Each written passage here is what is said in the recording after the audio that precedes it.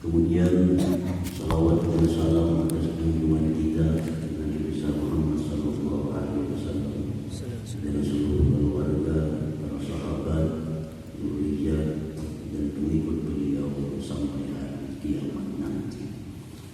Para muhibbin rahimakumullah, kita lanjutkan pengajian kita yang lalu, yaitu tentang surat yang kedua dari Mushaf Al-Quran Al-Karim, yaitu surat Al-Baqarah.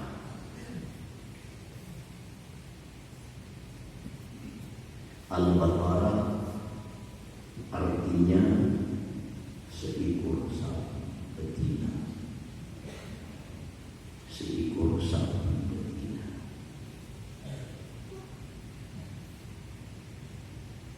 Dinamakan demikian surah yang paling panjang dalam Al-Quran itu dengan surah Al-Baqarah, karena di dalam surah itu ada sebagiannya cerita atau kisah Nabi Musa alaihissalam dengan seekor sapi betina. Jadi kisah ini adalah bagaimana seorang Nabi Musa alaihissalam dengan seekor sapi. Al-Quran Al-Karim banyak menceritakan binatang-binatang. Ada sapi, ada ankabut, laba-laba, ada macam-macam binatang. Dan semua itu adalah ada hikmah, ada hukum di dalamnya. Makanya Allah ceritakan. Nah, di sini surah Al-Baqarah banyak cerita sebenarnya di dalam surat itu, banyak hukum di dalam surah itu, banyak perintah dalam surah itu, banyak larangan dalam surah itu, tapi yang dinamakan semua itu adalah surat Al-Baqarah, yaitu surat seekor sapi betina. Nah, para muhibbin rahimahullah, sapi ini memang ada sejarah yang sangat menentukan pada zaman Nabi Musa alaihissalam. Kita mengetahui bahwa Nabi Musa alaihissalam ini adalah salah seorang nabi dari Bani Israel. Dan Nabi Musa alaihissalam termasuk 5 besar para nabi-nabi. Nabi-nabi itu ada berjumlah menurut pendapat sebagian ulama 124.000 orang nabi. Banyak nabi-nabi. Dari 124.000 orang nabi-nabi itu ada 313 orang yang menjadi rasul. Dari 13 rasul ini ada lagi 25 yang menjadi pilihan. Dari yang 25 ini ada lagi 5 pilihannya. Dari yang 5 pilihan ini ada lagi 2 pilihan. Dari 2 pilihan ini ada 1 pilihan Nabi besar Muhammad sallallahu alaihi wasallam, sayyidul anbiya, penghulu para nabi dan para rasul. Nah, para muhibbin rahimahullah,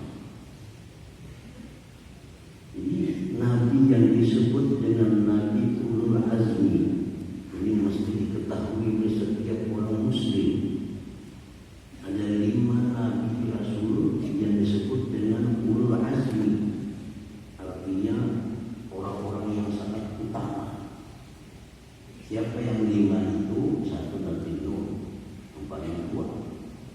2 Nabi Ibrahim alaihissalam. 3 Nabi Musa alaihissalam.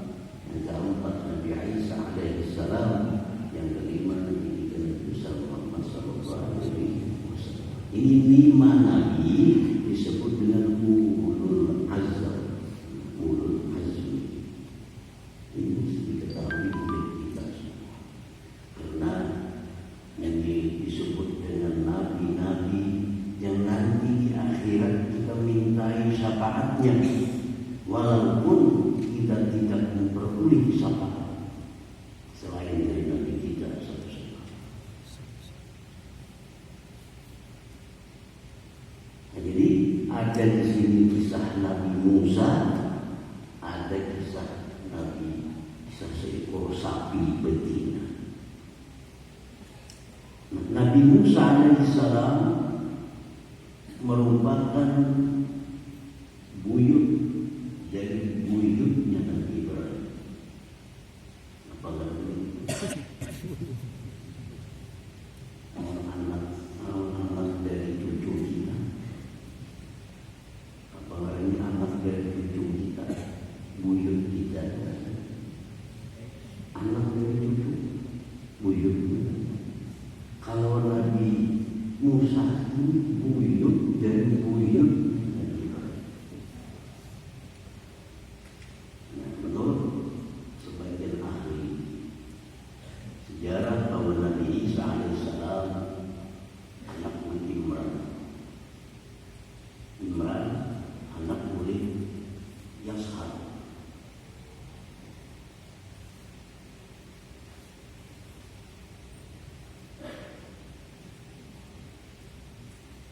Yashar anak oleh Lawi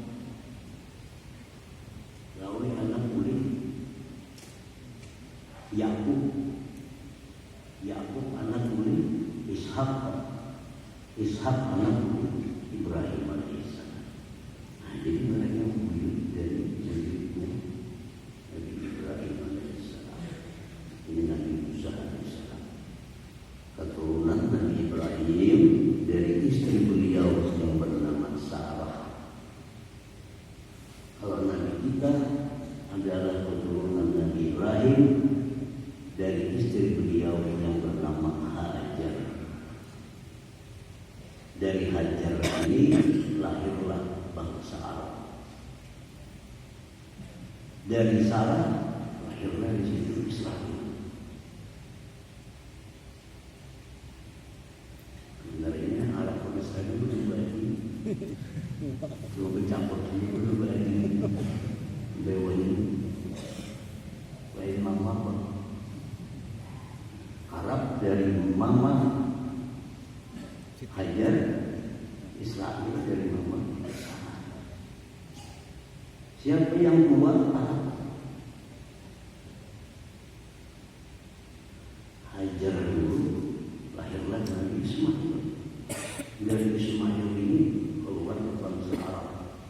Dari Arab ini dipilih yang paling hebat adalah bangsa Quraisy. Dari bangsa Quraisy yang dipilih lagi yang paling hebat Bani Hashim. Dari Bani Hashim dipilih lagi yang paling hebat Ahlul Bait Nabi sallallahu alaihi wasallam.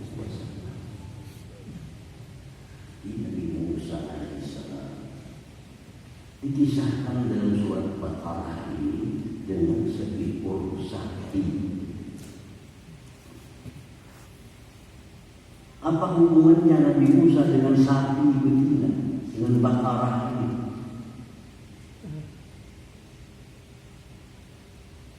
Di zaman Nabi Musa alaihissalam ada terjadi pembunuhan. Yang terbunuh seorang saudagar, tidak diketahui pembunuhnya siapa. Ini zaman Nabi Musa ada pembunuhan. Ini bukan hanya zaman Wahyu ada pembunuhan, zaman Nabi Musa ada pembunuhan. Kenapa ada pembunuhan zaman Nabi Musa? Karena zaman sebelumnya ada pembunuhan. Kenapa ada pembunuhan? Dimulai dari Qabil.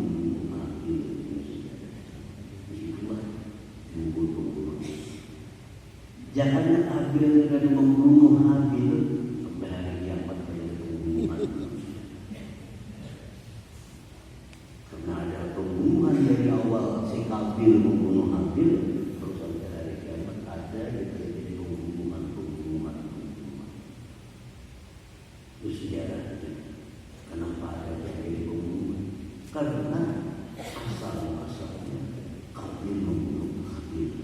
Setiap pembunuhan itu ada dosa, dan dosanya pasti akan sampai dipikulkan kepada Qabil.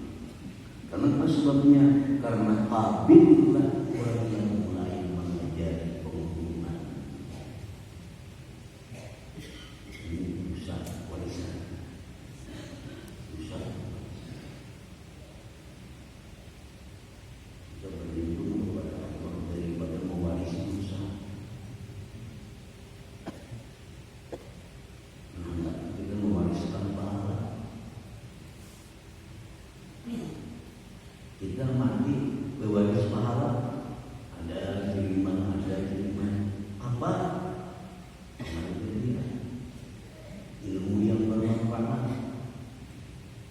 Dua anak yang salah. Ini kita berjalan. Jadi manusia kayak apa? Kita waktu hidup kita mengolah karya dosa yang diikuti oleh yang lain sesudah kita mati, karena kita pertama yang bikin karya.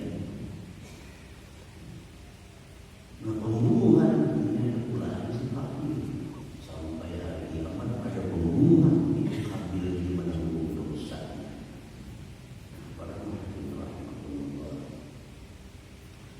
Pembunuhan di zaman Nabi Musa, kada tahu pembunuhnya siapa, saling mendapat hampir terjadi peperangan antar suku. Akhirnya mereka bermusyawarah, takutan Nabi Musa kalau tahu siapa yang membunuh dia, maka banyak visi bangsa. Saudara,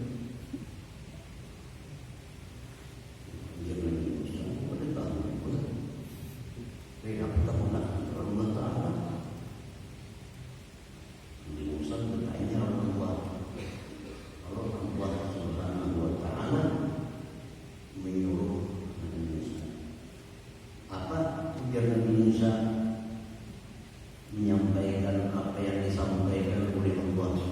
Allah, bahwasanya Allah ya'murukum, menyuruh kalian antazbahu baqarah. Nah, ya, surah Baqarah. Wahai Bani Israel, ikam bertakun lawan aku siapa pembunuhnya, utakunakan lawan Allah, tulmahyu kepadaku. Allah menyuruh kalian membunuh seekor, menyembelih seekor sapi betina. Nah, jadi Bani Israel bertakun pembunuhnya siapa? Turun wahyu dengan Musa, suruh mereka menyembelih sapi betina. Mendengar jawaban Nabi Musa itu apa yang Bani Israel? Ada takuna dulu.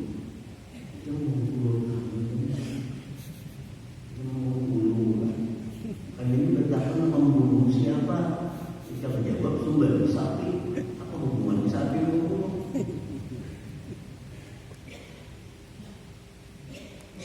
Apa jawab Nabi Musa? Aku billah aku minal jahilin. Aku billah aku minal jahilin. Aku berlindung dengan Allah. Aku tergolong orang-orang yang jahil. Jawaban Musa. Aku berlindung dengan Allah, tergolong orang-orang yang jahil. Para muhammad rahimahullah. Jawaban Nabi Musa ini memberikan perhatian yang panjang kepada kita, yang banyak kita ambil hikmahnya.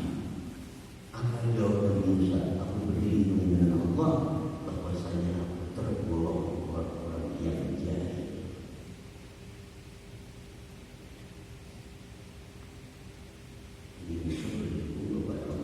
Agar termasuk orang jahil, jangan menjadi orang jahil, masuk ke golongan orang jahil pun jangan. Itu artinya salah satu. Jadi orang jahil jangan, orang pintar pun jangan hendak paham untuk berhenti.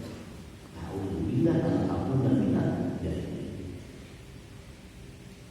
Ini kepada Nabi Musa ini sangat bagus. Alhamdulillah aku yang jadi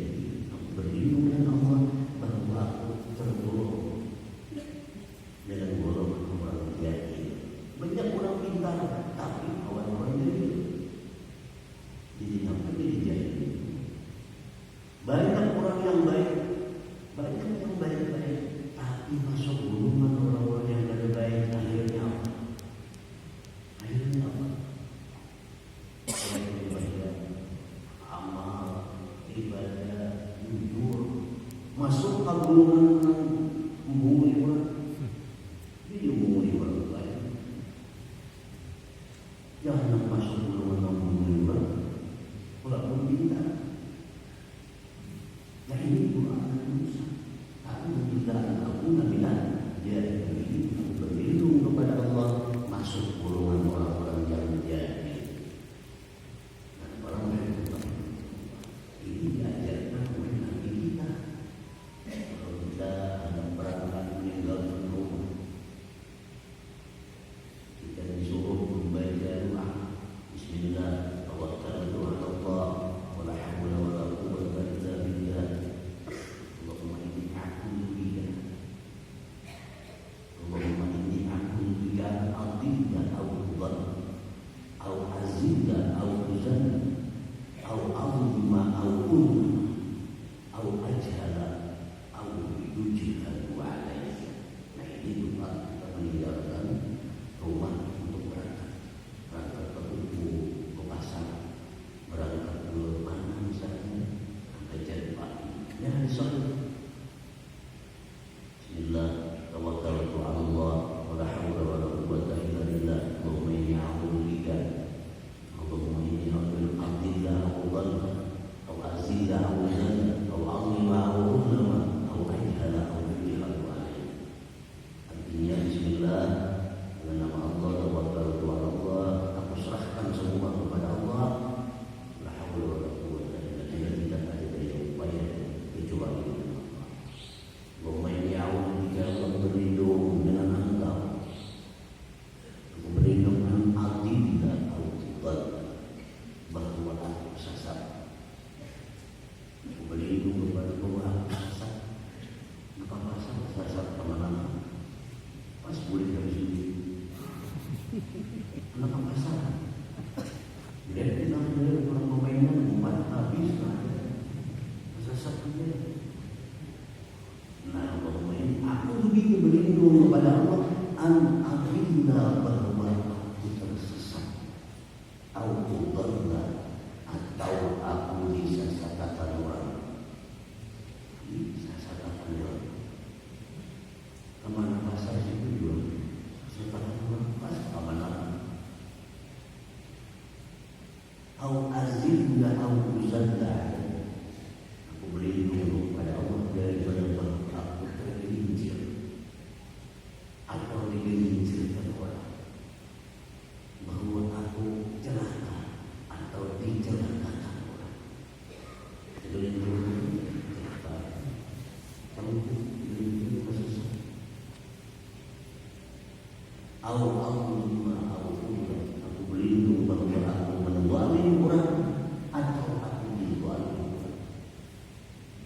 Au ajhal, atau aku jahil, atau aku dijahili orang. Nah ini Nabi kita ada. Nabi Musa pun alaihissalam dulunya berlindung kepada Allah. Aku juga aku menjadi. Mereka bertanya kepada Nabi Musa alaihissalam, kalau Allah menyuruh beli sapi, wahai Musa, sapi itu kayak apa? Sapi itu banyak. Ada sapi ternak, ada sapi pekerja. Dapat sapi ternak, ada pekerja, berubah sebelumnya. Musa jangan bekerja, peternak saja. Yang baik dari pekerja. Wahai Musa, sapinya kayak apa? Tukang luka. Yang cari duit, seragam. Tak sambil sembali biar Nabi kita bisa. Biar Nabi kita cari sapi sembali kita. Ini tak ada sapinya tukang luka. Ini tukang luka. Ada tukang ada. Ada beres tukang tak ada tukang. Menjadi Bani Israel warnanya kayak apa? Sapi itu banyak warna. Ada putih, ada biru, ada banyak warna. Kalau warnanya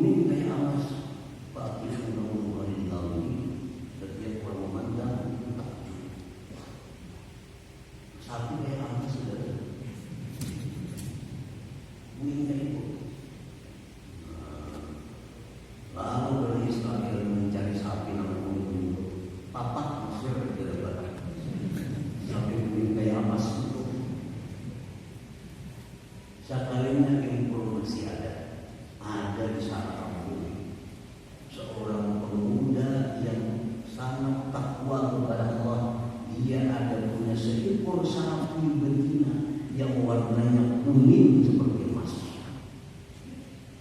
Pemuda ini selalu takwa kepada Allah, selalu dia bagi, dia bekerja, hasilnya bagi tiga, satu untuk pribadi, satu untuk ibunya, satu untuk sosial. Pemuda ini setiap malam bangun dibaginya tiga, sepertiga untuk ini, sepertiga untuk gurih, sepertiga berbakti kepada ibunya, sepertiga untuk gurih, sepertiga untuk ibadah kepada Allah. Pemuda ini yang punya sapi yang warnanya kuning seperti emas, ini yang punya. Terdapat informasi. Itu ayat ini meninggal saudara orang ini. Dapat informasi. Di sana ada pemuda, bisa sapi yang kuning kayak emas susah berlindung dengan Musa. Pemuda ini diberi ilham oleh Allah. Apa ilhamnya? Sapi jangan dijual.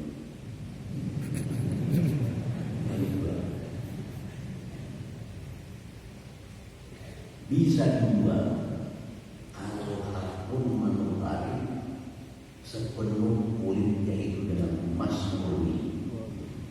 Jadi kayak satu yang beli karena kulitnya dibandingkan kulitnya sepenuh emas, itulah besar. Ini ilham Allah kepada pemuda yang takwa kepada Allah. Berapa harganya? Dia pemuda dan ini kan berkata kalau menyandak dia 30, karena sembeli kulitnya murah, dibantu pertama untuk rupanya berapa? Ini kan bukan sapi bermahal ini. Karena yang meninggal punya saudara kaya raya, dan untuk menghindari fitnah terjadinya dakwah mendakwah, mereka sepakat berdoa tidak kepada sapi.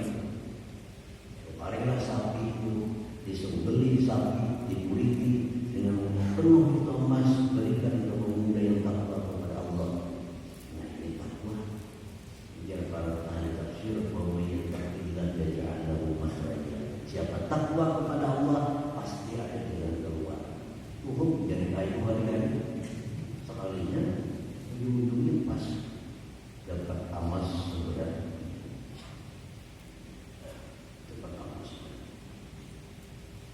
Lalu petunjuk Tuhan ditunggu lagi.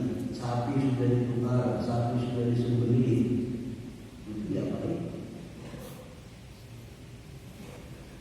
Petunjuk Tuhan kepada Nabi Musa lagi. Ambil sesuatu bagian dari sapi itu, lalu kumpulkan ke ilat galisan yang terbunuh. Nah, diambillah bagian dari sapi tadi, dipulangkan ke ilat yang mati terbunuh. Ternyata hidup kembali. Ini mukjizat Nabi Musa. Dikumpulkan sapi tadi, bagian-bagiannya dari ilat di sana si mayat itu terbunuh, bersuara hidup. Namun aku adalah Fulan bin Fulan, sepupuku sendiri. Hidup mati loh, mati juga hidup sendiri tapi mati pula. Ini tampak fitnah, terangkatlah sudah fitnah karena mayat mereka membunuh aku adalah sepupu sekali kawan. Apa rahasianya ini? Satu, dengan adanya itu maka si pembunuh ini ada dapat warisan. Ini membunuh menjaga. Ada yang ada banyak warisan. Jadi oleh karena kisah yang demikian sapi hingga surah ini disebutkan dengan surah seekor sapi betina, surah Al-Baqarah. Nah itu asal-muasal penamaan daripada surat Al-Baqarah. Para muhibburan. Begitu mereka ini menganggap Nabi Musa tadi kada serius karena betapa membunuhnya siapa. Jawabannya seperti sapi. Jadi Nabi Musa berlindung kepada Allah daripada golongan orang-orang jahil. Bukan hanya Nabi Musa, syariat Nabi kita pun kita disuruh menghindar, menjauhi dari kejahilan. Kalau ada, dibuangi dalam diri kita. Adakah kita bersifat jahil? Buangi. Dengan apa kita membuang kejahilan dalam diri kita? Ditolak bila ilmu dengan menuntut ilmu pengetahuan. Makanya hadis Nabi tolak bila ilmu ala kulli muslim. Menuntut ilmu itu hukumnya fardu bagi setiap muslim. Dalam apa? Dalam membuang yang namanya kejahilan dalam diri kita. Ada ilmu yang dituntut itu fardu ain. Ilmu yang dituntut itu fardu ain. Ilmu belajar wudu, ilmu belajar sembahyang 5 waktu, ilmu cara membuang najis, ilmu cara membuang hadas kecil, hadas besar. Belajar itu wajib. Ya, cara membuang najis berang beliau yang seberang bubur habis baju najis banyak. Belajar membuang najis supaya hilang najis. Itu wajib belajar buang najis. Kita punya hadas, wajib kita belajar untuk menghilangkan hadas itu, kecil atau besar. Nah, ini yang berlindung dari jahil seperti ini. Nah, ini orang jahil dengan cara membuang najis, cara membuang hadas. Ada yang menuntut ilmu itu fardu kifayah. Menuntut ilmu itu fardu kifayah. Seperti apa? Seperti belajar sembahyang fardu kifayah. Fardu kifayah. Belajar ilmu waris fardu kifayah. Ada yang menuntut ilmu itu hukumnya makruh. Menuntut apa ya? Menuntut ilmu apa yang hukumnya makruh? Belajar main catur. Jadi belajar main catur ke usia aku catur. Bukan dalam master catur dari Rusia. Dijadi mas ke Rusia belajar catur. Ini belajar yang makruh. Karena main catur itu makruh. Ada yang baru sih yang belajar ilmu makruh itu. Ada belajar ilmu itu yang haram. Belajar ilmu haram. Belajar ilmu sihir. Belajar ilmu dadu. Belajar ilmu judi. Yang mana tahu belajar ilmu judi belajar. Ini belajar haram. Ada belajar menuntut ilmu yang mubah, yang boleh. Bisa karena ada jadi masalah. Kayak apa? Dari mulai masih bisa kata itu ubah. Belajar masih goreng kayak apa? Itu ubah. Jadi menuntut ilmu apa? Tergantung apa yang dituntut ilmu apa. Yang kita disuruh berlindung daripada jahil itu menuntut ilmu yang fardu ain. Ya, menuntut ilmu yang fardu ain. Itu kita tuntut. Apa yang fardu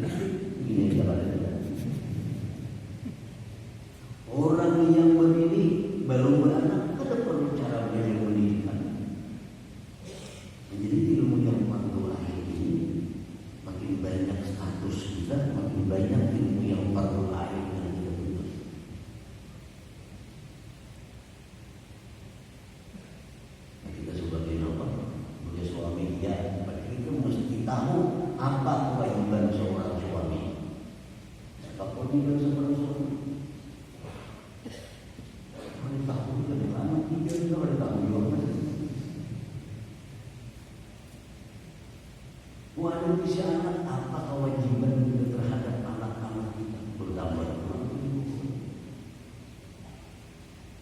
Nah, ada tahu dengan hal-hal yang wajib, ada tahu dengan hal-hal yang sunat, ada tahu dengan hal-hal yang haram, ada tahu dengan hal-hal yang mubah, ada tahu dengan itu yang kita berlindung kepada Allah. Hendaknya kita tahu.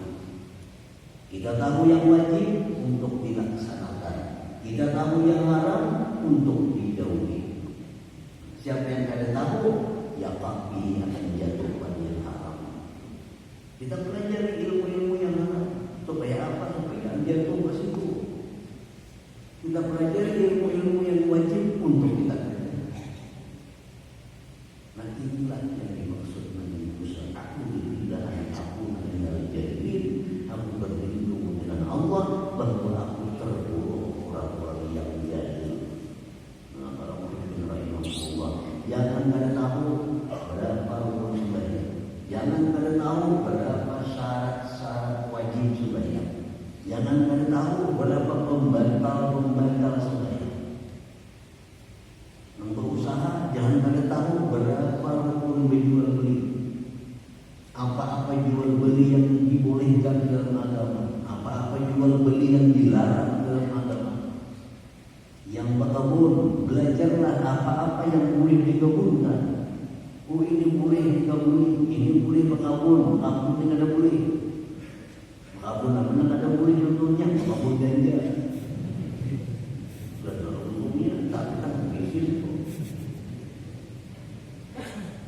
Nah, jadi semua ini menuntut kita belajar ilmu supaya jangan menjadi orang jahil yang Nabi kita Nabi Musa Nabi berlindung kepada Allah.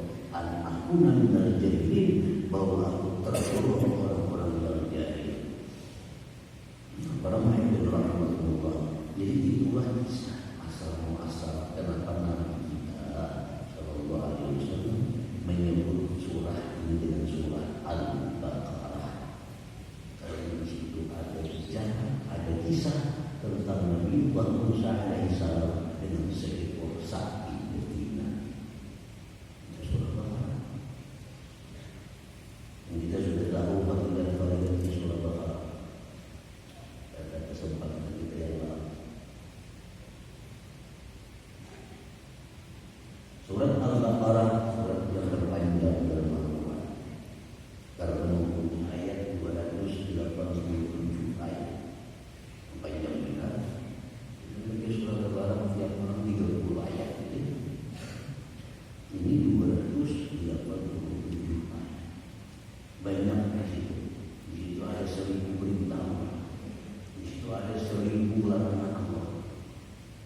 Itu dalam surat Al-Baqarah. 1000 perintah. Ada 1000 larangan di sana. Ini surat yang paling banyak. Surat Al-Baqarah ini diawali dengan Bismillahirrahmanirrahim. Alif Lam Mim. Begitu Alif Lam Mim. Bahaya musyrik. Bingung orang-orang musyrik. Bingung orang-orang ahli bahasa. Bingung orang-orang ahli sastra bahasa. Apa pula Muhammadnya Alif Lam Mim ini? Masa kalau sudah kamu dalam kamus Alif Lam Mim ini? Bahasa apa itu? Bahasa Arab lain, bahasa Ibrani lain, Suryani lain, bahasa apa? Ini bahasa Al-Quran. Alif Lam Mim. Jadi kitab lain, pemulaannya Alif Lam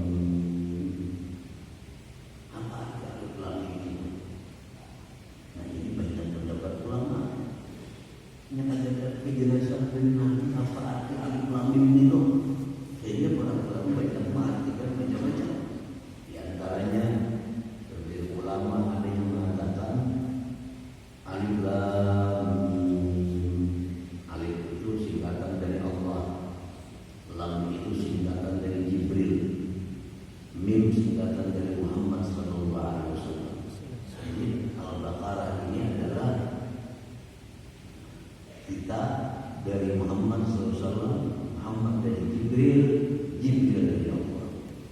Nah ini pendapat ini dhaif, lemah. Kita hanya sekedar membaca, mengetahui. Ada lagi pendapat ulama yang mengatakan alif lam mim. Alif itu artinya Allah, lam itu artinya lillah, mim itu artinya minallah. Maksudnya apa? Bahwa kita beribadah ini semuanya adalah minallah, dari Allah. Dapat taufik, dapat hidayah, dapat kekuatan, kita bisa beribadah. Dan ibadah itu mestinya lillah, mestinya karena Allah. Ibadah itu apa yang dituju? Itu Allah Subhanahu wa ta'ala. Alhamdulillah.